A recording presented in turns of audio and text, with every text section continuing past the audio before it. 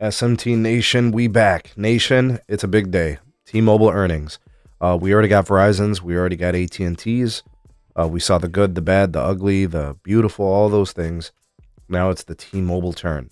So they just dropped earnings here. It's after normal trading hours. They're about to do their call. I'm going to listen in on that for you guys here. It starts at 4:30 on the Eastern time.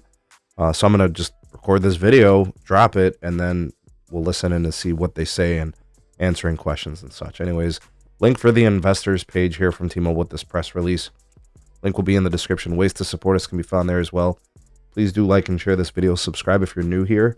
And turn on the bell notifications icon to never miss an upload. Okay, I haven't even looked at the numbers, guys. I'm literally going to look at them with you. All right, the press release. T-Mobile delivers industry-leading customer service revenue and profitability growth in Q1 2024 and raises guidance. All right, so I wonder if the market is responding positively to this. And in fact, I can actually check that. We could see if T-Mobile is responding. So far flat. I don't see anything happening in the market, but anyways, let's see what they did. Postpaid net account additions of 218,000. I think they're the only company that like actively tracks this and promotes it. I think because they usually lead. So that's good. Best in industry. Postpaid net additions for customers, 1.2 million. Best in industry. Postpaid phone net, which we can compare all the companies to, came in at 532,000. That will be the best of the big three. I think AT&T was at like 350,000 if I remember correctly, and Verizon was at like minus 68,000, I believe. Anyways, that'll be best of the big three. Not sure if it'll be better than Spectrum. It's going to be close though. It'll be real close. Postpaid phone churn came in at 0.86. Churn rate is a measure of customer retention. All right, so customers staying at T-Mobile, right?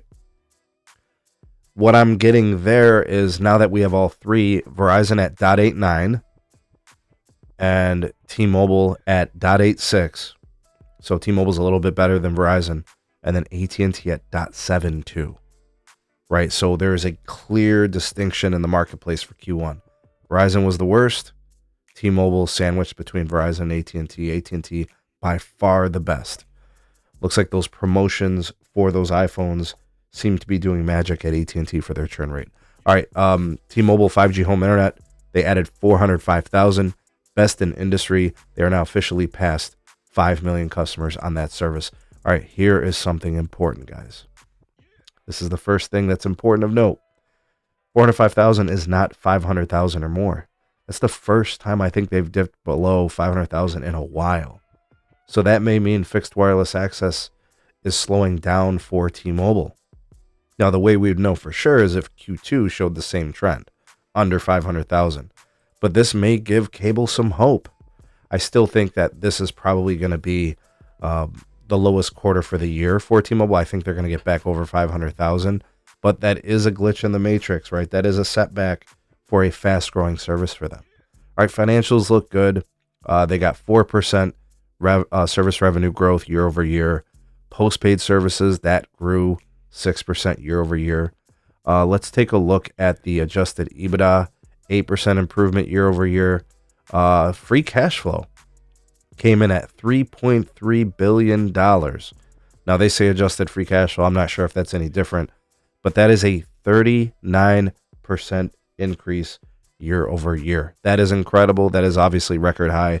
T-Mobile just recently started producing free cash flow, right? So this is a very, very big leap. So let's talk about that, right? Verizon came in at 2.7 billion in free cash flow. T-Mobile came in at 3.3 billion. AT&T came in at 3.1 billion. T-Mobile has actually produced more free cash flow than both Verizon and AT&T. This is absolutely incredible. I can't tell you guys how big this is for this company. All of that growth, all of the customer acquisition, all the competing in the marketplace. Now with price hikes, plans getting more expensive, additional services, they've done it. They've produced the free cash flow that people have been clamoring for. There's not much people can say at this point. I know a lot of people have been down on T-Mobile and their financials in the past, but that is old T-Mobile. That is not this version of T-Mobile. This version of T-Mobile makes money. Clearly.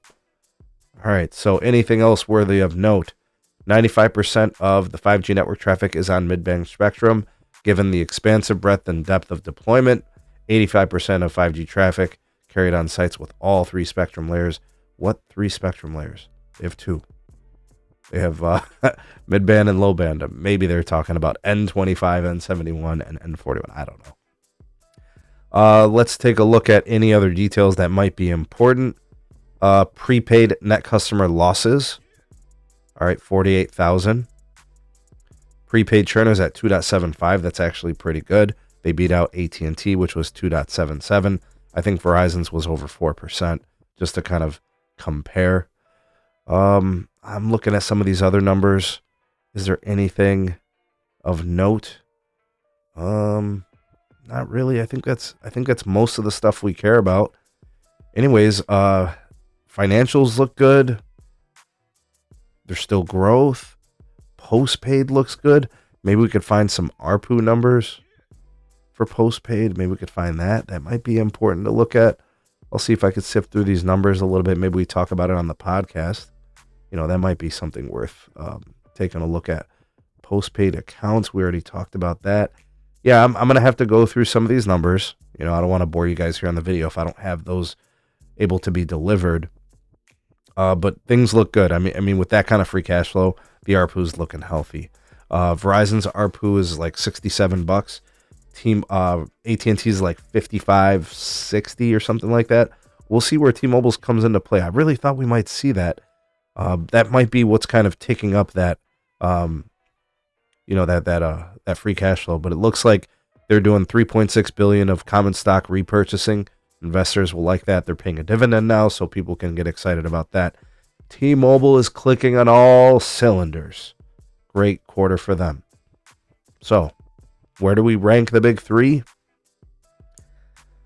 I don't know, guys. I think T-Mobile had the best quarter. I think they're number one. I think AT&T came in at number 2, and Verizon came in at number 3. How do you rank them now that we've seen all the numbers? Your thoughts and opinions, welcome down below. You're the voice of the people, the SMT Nation. Let your voice be heard.